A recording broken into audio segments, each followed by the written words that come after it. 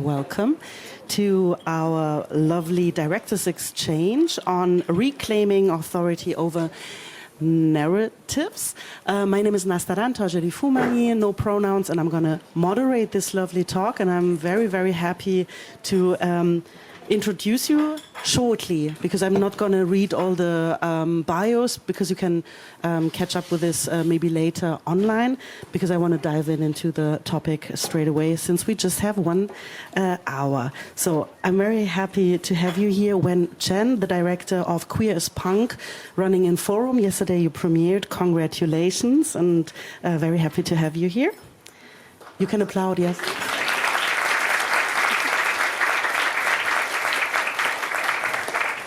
And also I'm very happy to have Joy Gharoro-Akpojotor, director of Dreamers, and the premiere is tomorrow in Panorama. I'm going to moderate it. Very happy to have you here.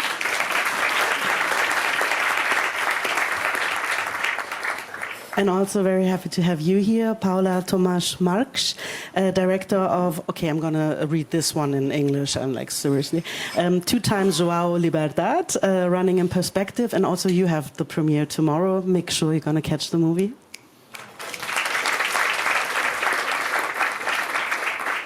And since we're here in a queer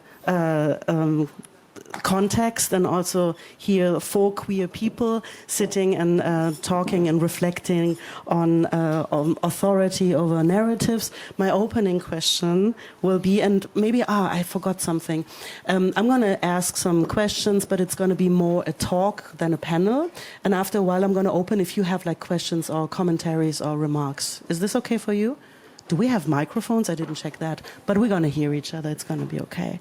So my first question comes like as an opening question. How do you research on topics if it's not your topics? And how do you, enter different communities?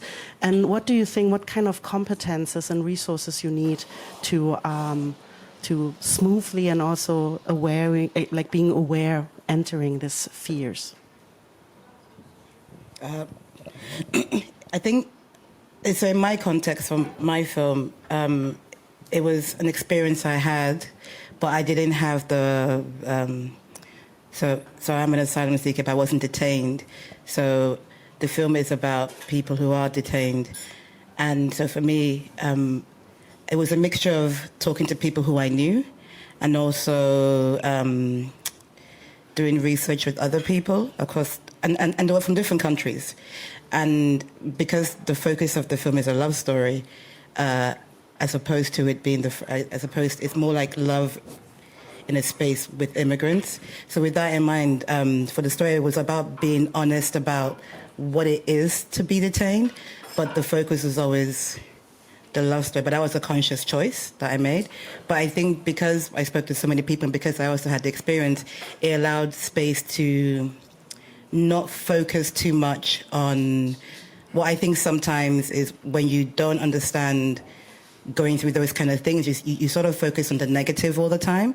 And for me, when I went through my experience, I was always thinking about the hope. I was always thinking about what happens when I do get it. And that was the feeling I wanted to come through the film, because that was my experience, as opposed to making a film about asylum seekers, that's all about how hard it is. I want people to come out and feel hopeful, a little bit annoyed, which is fine, but ultimately hopeful about what could happen. But that was very much a conscious decision that I made. Thank you for that. How about you? Yeah. Okay, it's working. No, in terms of research, it's always I've been like researching around Portuguese Inquisition and Spanish Inquisition and gender dissidents in the past, and what I normally encounter is texts or research around these trials, but they're mostly written by cisgender and cisgender people, and we're mostly talking about gender non-conforming people, and it's always really difficult to understand because for me, not knowing how to read an Inquisition trial because of how it is codified. I don't know how you say it. Like I have to read historians' research on those trials. So the work is always like kind of crossing. For example, the same trials about the same person from different historians to see if I can get like something more than their perspective. Because, for example, it happens a lot. There's like this one trial, for example, where it's really rare for this to happen, that you have that on the trial, but that says that the person wants to be treated as a female, with she her pronouns in a way, with a female name, and the historian doesn't do that after like citing that part of the trial. So you always have to try to intersect these different approaches on each trial to try to understand new ways of interpreting it. And that has been kind of a way for me to do the research with a more open way of looking at it, or a more or a way a way for me to have my point of view on this trial and not be influenced by the historian's perspective on the trials. And I guess mostly white cis male. Yeah, and at the same time, it's like it's almost never Portuguese historians. Or it's normally people from other places like the United States or Australian even. So it's people that are not connected in another way to the Portuguese or Spanish culture, or Iberian culture, we will say. So there's even more that distance from the subjects that they write about. Yeah. Thank you. And when you have like a documentary, Queer as Punk is a documentary, so also this like relationship and so on, and authorship and how do I tell a story has a very specific and also particular space in this filmmaking. Can you elaborate about that a bit? So I also work as a journalist, and most of my work I cover social issues or human rights, gender rights, and because of my track record, and we are also a very small, close-knit community, so I knew the activists who were working in these areas, so it was easier for me to approach the band. Also because I published a short documentary about a Chinese trans man on this is mainstream media that I was working for. Yeah. But you can turn it off if you want. It's no problem. Sorry, someone's calling. Sorry. Mom, I cannot. Okay. So, because in Malaysia there is no positive on-screen representation of LGBTQ community, and for me to be able to publish that on like a mainstream newspaper that I was working with, that was quite something. But also because it was about a non-Muslim trans man, it would be different if it was a Muslim trans man. So when I met Faris, my main subject, he was also working as a journalist, so I think we have a lot of shared connections. Like, he understood what I was trying to do. I also discovered that we actually went to the same high school, but I just didn't remember him for some reason. So, it was a lot of talking, a lot of, mutual friends, and I think that helped me to gain access and also, build that trust with the community. Yeah. Yeah, thanks a lot. And, when I watched all your movies, and it was like a thing that I see in all the three movies is what you said, Joy, about like empowerment and joy and reclaiming own narratives.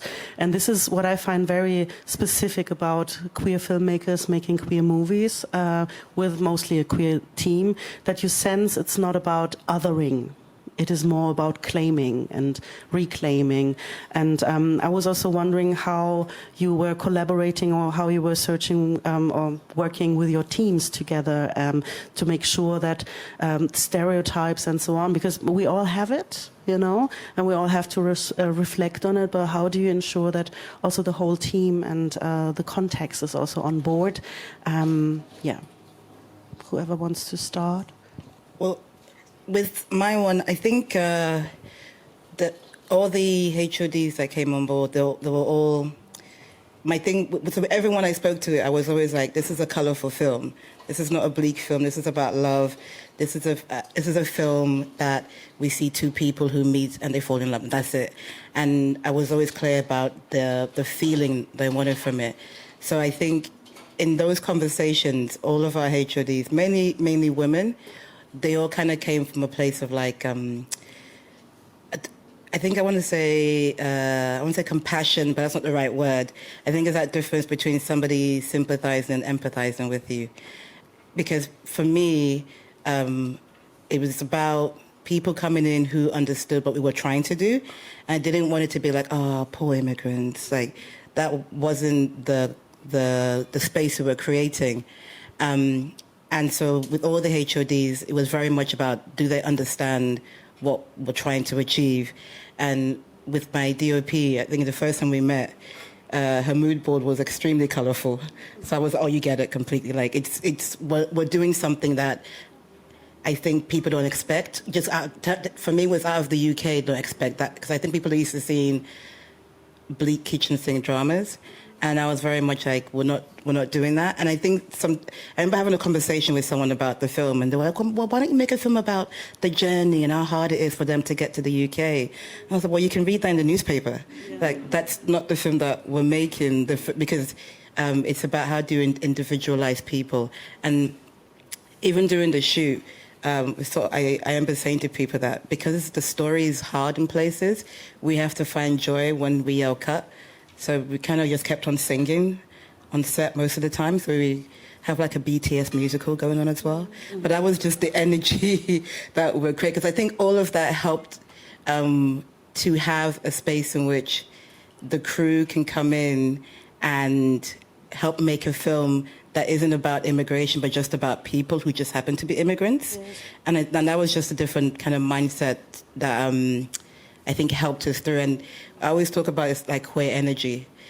So even if you're not queer, I'm always like, you have to bring the queer energy, because it's about the inclusivity, and it's about not putting people in boxes and just being very open and free. So I think we managed to get that sort of feeling on set.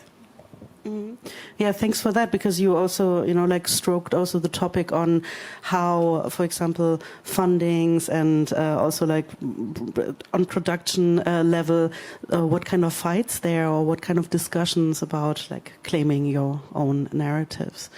Paula, you also had an impulse, since also your team was small, but like everybody was involved in various parts. Maybe you can explore about that one. Yeah. The first thing on this matter, I think it's finding the casts and the team, actually, like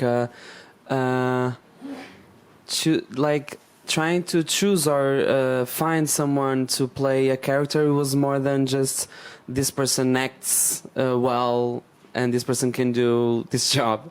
It was more about how people identified with the project. Like, that was much more important to us than like acting, like perfect acting skills, or because we could also all work on that later and try to find ideas to go around more difficult parts, etc. For us, it was more important the idea of finding someone that would identify with the process, the project, and everything.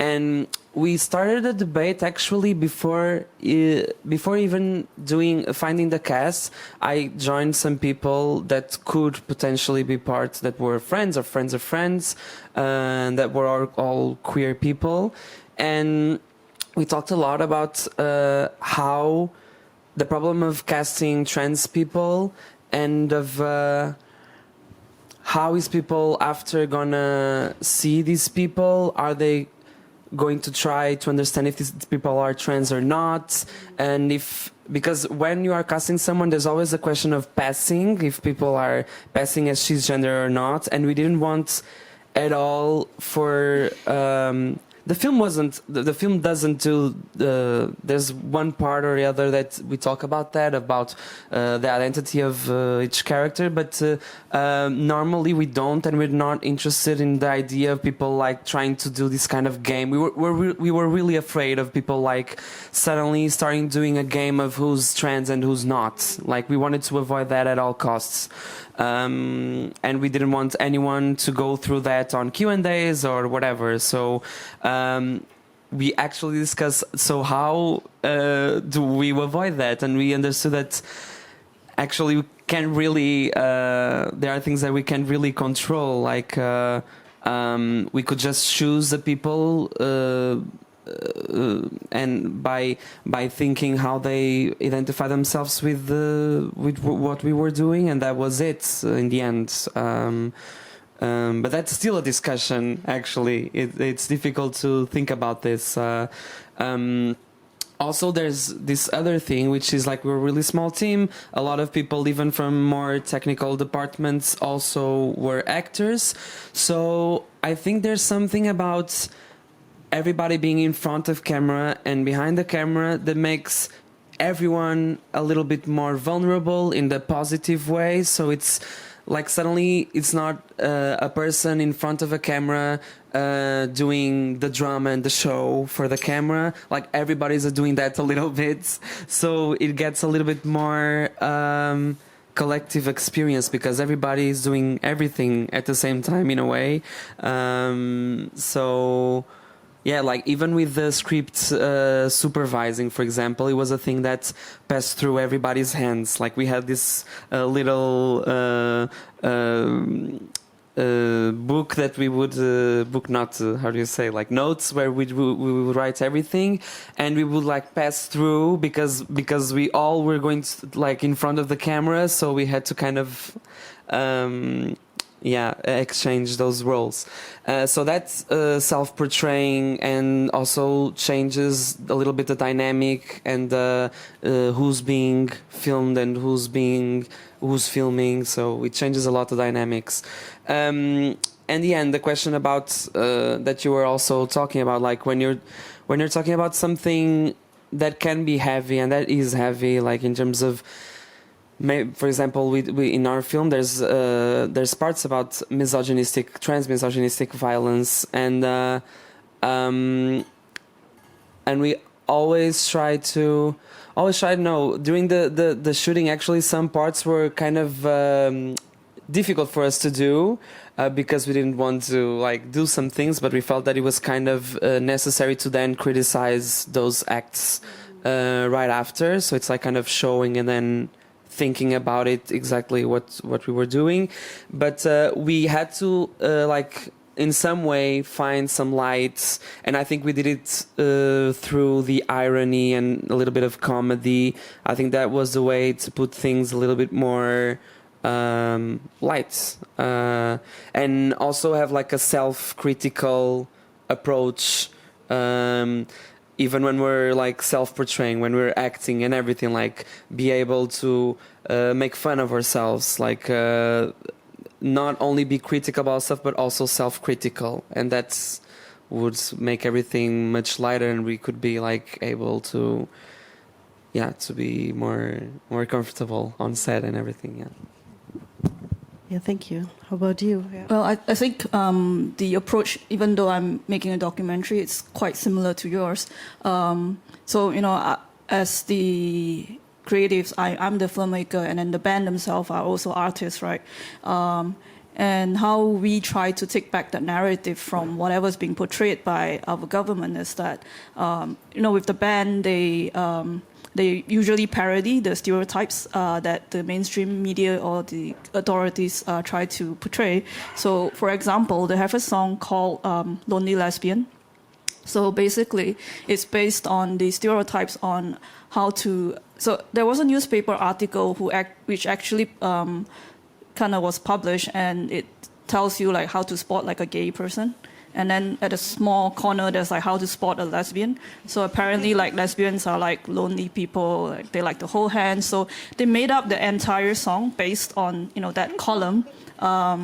Yeah, people love that song. So that's how they respond, or this is their form of resistance. And I think for me as the filmmaker, it was to portray them as just because of all this, I guess like bias and stereotypes in the mainstream media.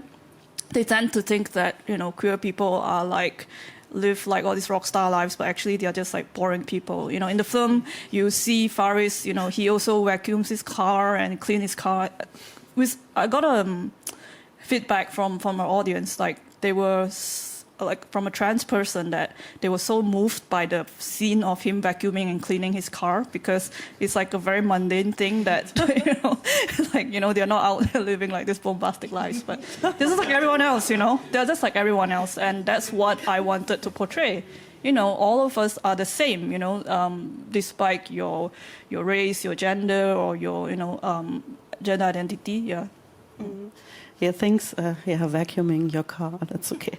And what I saw in all of your 3 films is that you were also in these hard times, and I don't need to, it's no news that we're going to have a backlash, what means the things we achieved and so on until now. And for example, you both, like Wen and also Paula, you chose some kind of irony and humor in catastrophe, I would say, to, have this kind of resistance. And Joy, you were also with a radical tenderness and loving and caring towards very violent circumstances, actually. How is it to react on this kind of very hard realities, and also you handle inquisitions and so much violence and so on, and you chose to be radically humoristic, sarcastic, or tender? How was it for you, and what kind of challenges did you maybe face also within that? I think it was the film had gone through many iterations. I think it began harsher years ago, and then but it was always a love story. And then as we kept developing it, I think we felt like we were drawn more towards the love story. And then we kind of came to a place like, what is this film really about? And for me, it was always about a woman who finds herself and finds her voice, but it happens through love. And so with that in mind, we sort of redeveloped into to focus more on the love story ultimately. So I think, like I said, when I was going through my experience, what kept me going was the people around me, the hope and all that stuff. And whenever I would read about anything to do with immigration, it was always quite negative and quite harsh and quite collectivized. And I really wanted people to feel an individual love story and an individual person. And if at the end of that, you're frustrated or annoyed for whatever reason, without spoiling the film, then but that's the point. It's like I want you to go on one person's journey and watch her fall in love, watch her have friends, without thinking about immigration. Only one time during the film we actually talk about what her case is. And they never say, I'm gay. They just are who they are, because that's just how people live life.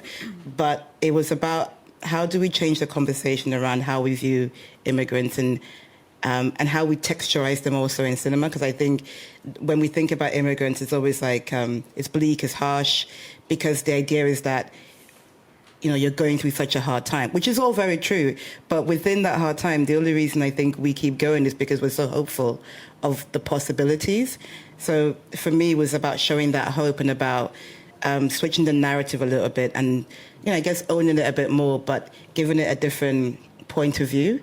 And for me, the tenderness is because that is what you feel when you're going through it. I don't think you're always kind of going, oh my God, my life is so hard, my life is so hard. You are, but also you're going, and then the things I could do when I get out, the things I could become, the life I could have, and that's why you keep going. And that is what I want people to feel when they watch the film. So we had to focus on that, and we had to give that more life throughout, and also the friendships that is the main character, the friendships that she manages to make in these spaces. And things that people do fall in love in these spaces. I remember speaking to a couple and they were still together and they were roommates and they just found love, and then luckily they both got out and they were still together. And it's all these things are possible, but nobody ever talks about them, I think.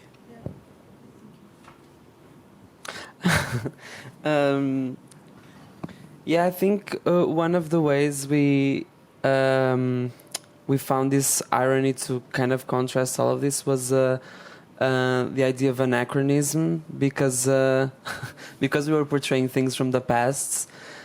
There was always this ridiculous idea of what a historical film is. Like there are these really standard ways of representing historical stuff. So we wanted to kind of find there a way to play with all this, and also to play like with these big art references that everyone really respects, like Schubert or Bresson. Like they were references to the director of the film, of the character of the director. And so like that was also a way like to play with this stuff that is normally seen as such serious matters and ways of filming and I don't know. It was like, I think that was a way to kind of enter this game also on editing. Editing was also a really important step to find a way to play with the rushes we had, because we didn't want the film to be boring. Actually, we wanted it to have some action and fun, and like have a way to tell things, but in a way that people keep interested and don't fall asleep because sometimes it's, I don't know, I think each person also has their way of filming and experiencing filming and seeing when watching films, and other people that are more drawn to contemplation and everything. But we really wanted for this film to be something a little bit more playful. And also, I don't know, I think there are some things I regret. It's also an important thing to think about, that there are some things that we maybe would have done another way, and I think that's Bring it on. For example, you were talking about filming love, and we were talking about tenderness. That's a thing I would have liked to have filmed a little bit more on this film, but I'm already thinking it for the next film, so it's okay. I don't know, like love between trans people, for example, which is I don't know. My ex-boyfriend is trans. Like I have these friends that also trans friends that are with trans people, and we almost never see trans people with trans people, like couples, and it's yeah, that's something I would have liked to explore a little bit more. But yeah, and even with this question of portraying people that lived during the Inquisition. There's a part in the film even that the main character says something like this that I'm going to say now, which is that these people, they were trialed for example, sodomy or other kind of heresies, crimes, and I think that if we think of it obviously as a violent thing, like because people are being judged because of that. But at the same time, in the moment people were having sodomy, whatever, there was, I don't know, it was a search for pleasure. Like people were so viewing it in the retrospective way, it's always suffering and violence way. But if you see it as the other way around, like in the moment that those things were happening, it was because there was the people wanted to have that moment, that I don't know, they wanted pleasure, they wanted love, they wanted all of those things, and that's why they were judged by the Inquisition. So that's also a possible portrayal. It's that part that happened. Yeah. Well, so mine's a documentary. I can't choose how they act. But I mean, I would say that it's actually a reflection of the Malaysian society. We tend to laugh at ourselves. Yeah, because, I mean, with the government, we had the same government for like 61 years until we changed government in the film, part of the film. But actually, it was still the same people, just a different political party name. Yeah. Yeah.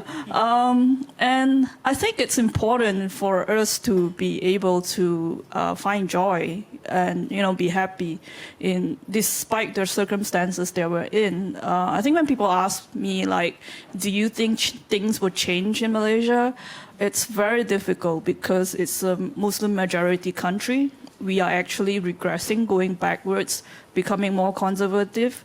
So, I mean, you can choose how you want to live your life. Do you want to be sad about it, or do you want to just be happy and laugh and live life to the fullest? And I think that's what the band and the community is doing. Just live life to the fullest and be themselves. Yeah.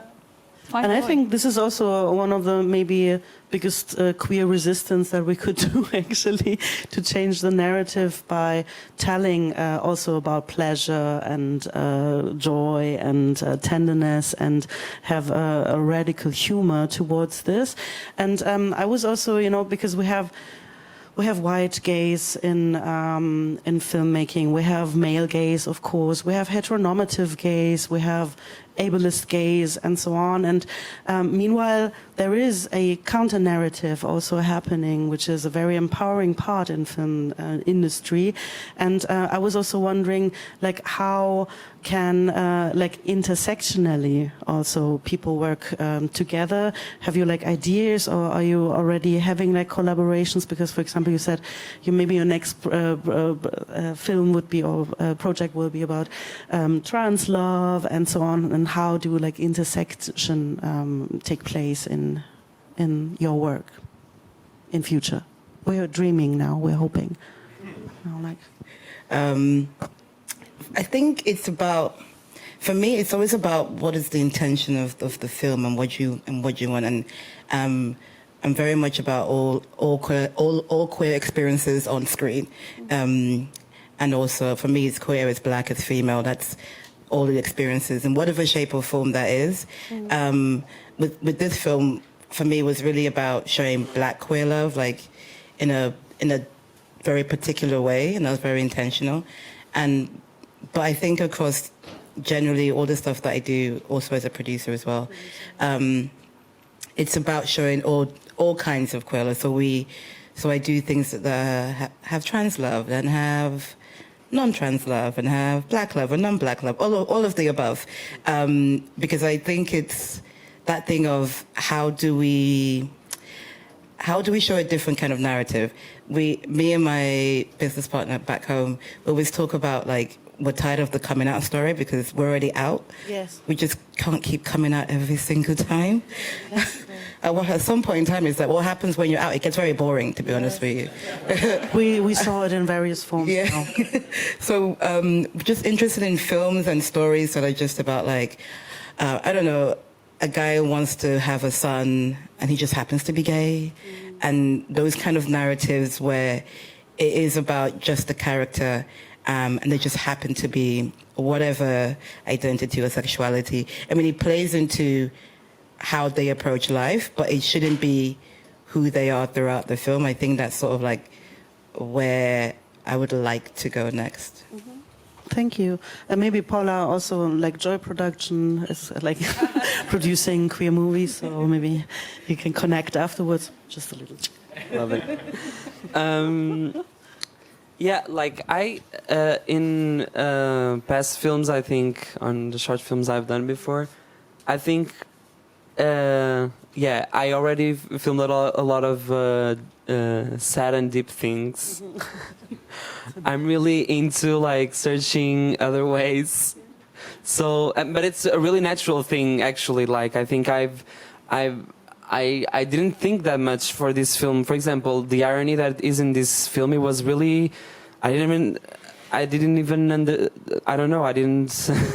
It was just natural. It naturally came to me. Didn't Like intend it just happened. Yeah, it just I don't know. Like and I think I'm also changing. I think that's also about that, but also because I think I put a lot of my vulnerability and in the films and my experience and of people around me. And of course, at some point, it gets kind of tiring because it's also about yourself. So it's like every time you're showing your film, it's like I don't know. It's it can be heavy sometimes. So I have to find another ways and other things from my life to canalizar. How you say, like to Channelize. channel? Yeah, to channel that. Yeah, so I think I have to find like a kind of a balance on what I film, also for a mental health concern. But I'm also I have to be honest. Like sometimes I find myself asking,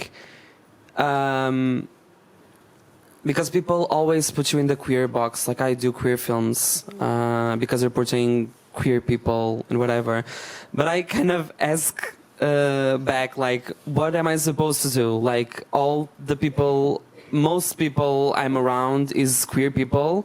Like I'm a trans person. Am I supposed to talk about what? Like I don't know. Like so I keep myself asking, like, next film maybe I'm gonna do something different, not gonna film queer people, but it's like, okay, what am I gonna film? Like so maybe I just have to like I don't know, and I keep going back to what I want to film, which is like people around me, the people, I don't know, the things that annoy me or that I feel the urge to talk about. Like it is what it is. It's my life and of people who are around me. So yeah, I think for now I think I think I film because I need to film. Like it's kind of a urgency thing. I need to say something or I need to film something. It's kind of an exorcism in a way, like to expel the things I need to say or I think or I'm living at the moment or I'm researching and that annoy me. Like it's I don't know. How about you? I think for me, it's not that important that I'm the person still working or making queer films, because in Malaysia there is no funding and there's no training for creative documentaries at all. So it's very difficult to make a feature-length documentary, and that's really just, I think, like less than 5 of us who are actually trying to make feature-length documentaries in Malaysia. But what's more important for me is that, you know, I started this project 7 years ago, and at that time, the band, they were probably the only publicly out queer band. And over the years, there are more queer people playing music, coming out, being public. So that's important for their music scene. And for me, as a filmmaker, documentary filmmaker, I also see that there are other queer filmmakers making short films, but still important even though it's not feature. And I think that's more important, that the community themselves are able to tell their own stories, make their own stories. I mean, I hope that with my film, that's what that's the inspiration that they get. And I think for the band also, they are happy to see that there are other people coming out, being more public with their art, not just music, not just film, but, you know, poetry, art, things like that. This all, I mean, this is all forms of queer resistance. Yeah. Yeah, thank you. And maybe a little unpopular opinion on on the film industry. For example, I really dislike if people who have no situative knowledge, like Donna Haraway, it's very interesting. So non-situative knowledge, do the movies about people they other, you know. And I also think that if I want to tell like a story about a trans woman, so a trans woman should play it, you know. But I know that it is also like controversy, you know, like who is allowed to tell whose stories and so on. But I mean, we're here to talk about reclaiming narratives. What is your opinion on this? Like, how do you see this? Because, I mean, the industry, we said it, it's very male, it's very dominant and white. They tell the stories, you know, and sometimes they put us into very, very small boxes so that we're allowed to do something. Yeah, how do you see that? You mean in terms of like stories I can tell, or stories anybody can tell in terms of queer narratives? Yeah, I mean, actually, there are also like white cis dudes maybe tell queer black stories, you know. So, what do you think about that? So for me, I'm very much like, I think if you are a cis white man telling a queer black story, I always ask I'm always a bit like, well, what is the intention and why? I mean, you know, maybe he had a queer black mother. I don't know. Like, it could be possible. Yeah. He was adopted. I don't know. But the point. Yeah, why not? He could be. Yeah, You could. I don't know. I just don't know. But I'm always. I guess my thing is, what is the intention behind it? Because sometimes, again, my producer hat. Whenever people have brought stories to me where it is not their own story, I think I always have to come from a place like, but what is it about the story that you want to tell, and why do you have to tell the story?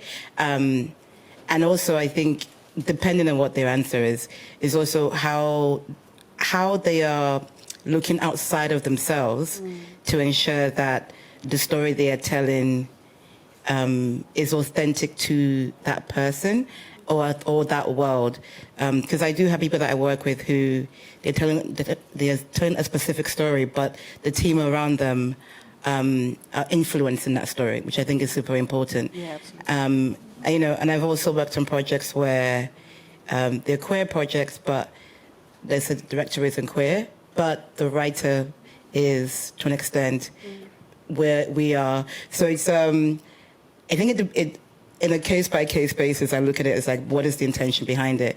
And also, it really depends. I mean, there are things that people have brought to me, and I'm like, I don't understand why you're telling a story about this, I don't know, Ugandan boy who's an opera singer, but you have no reference to what it means to be of the culture, or or that experience of being black in a space where you're not really wanted, and there's nobody around you who can speak to that.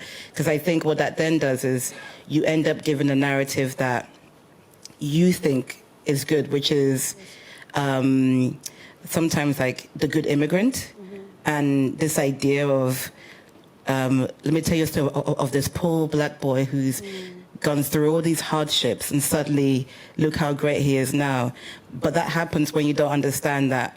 I think when you're in those spaces as a immigrant yourself, you aren't thinking the same things.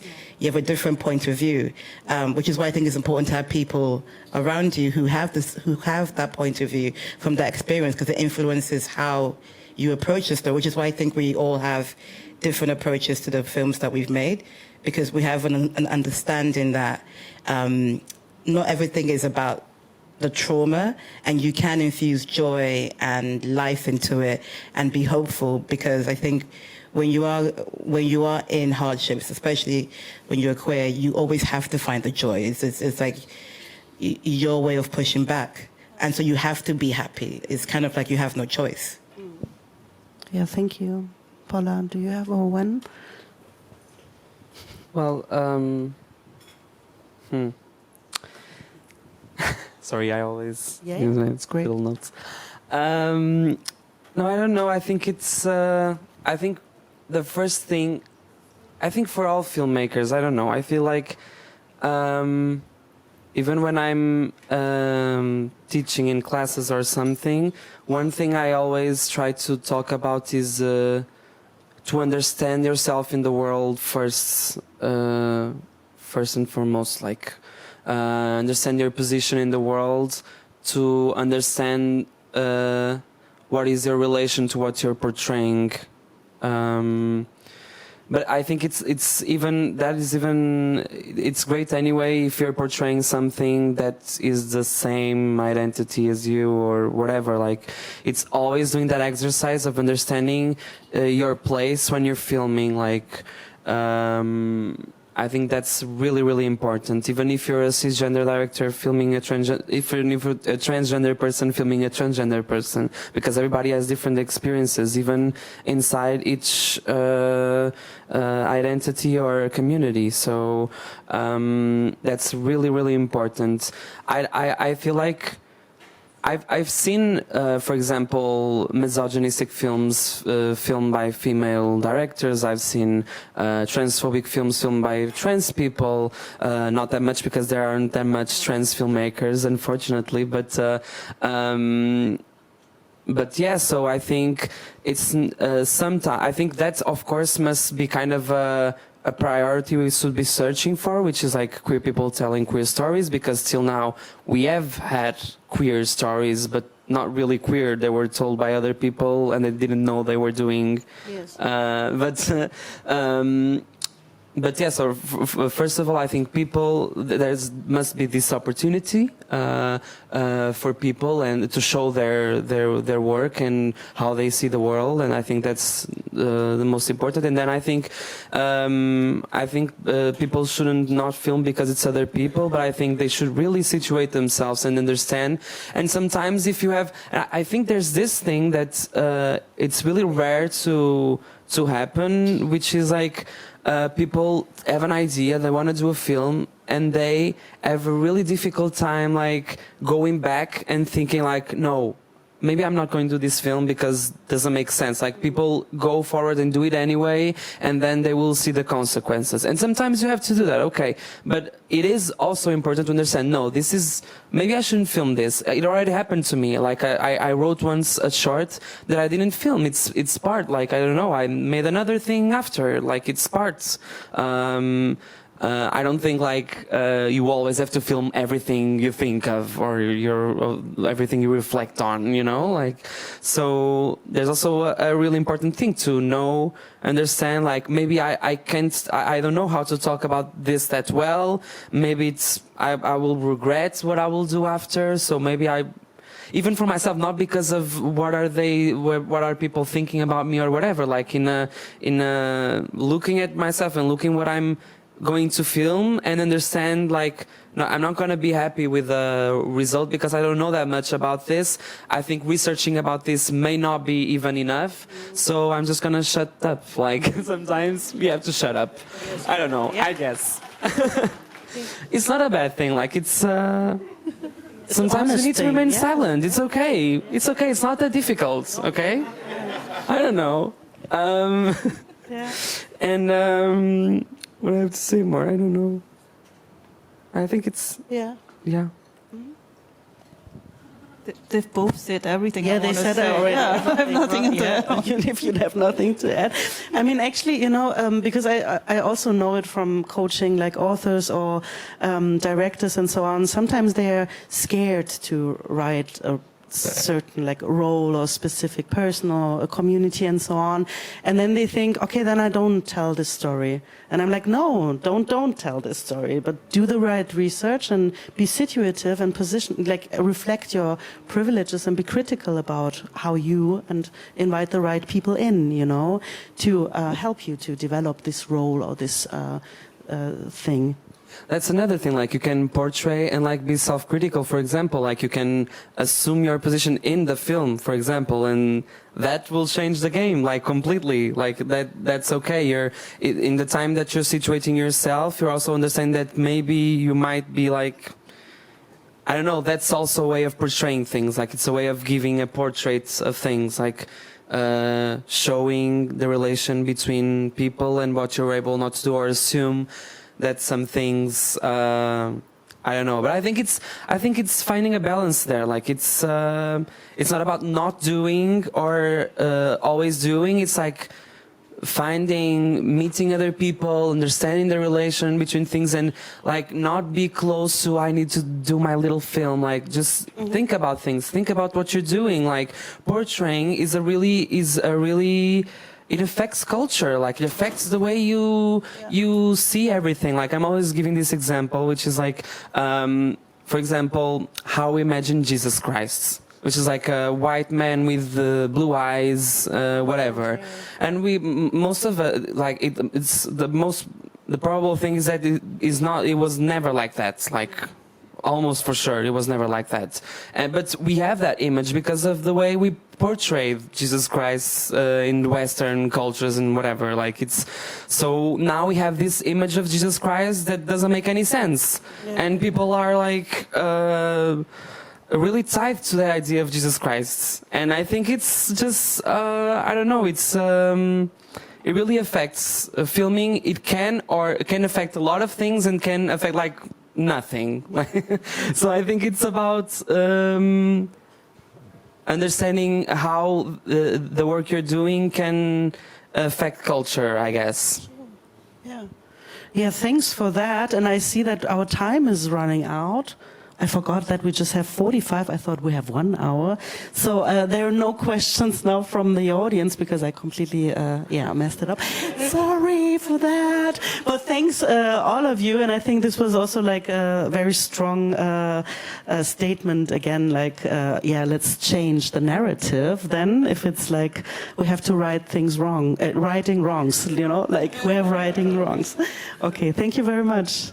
Thanks. Thank you.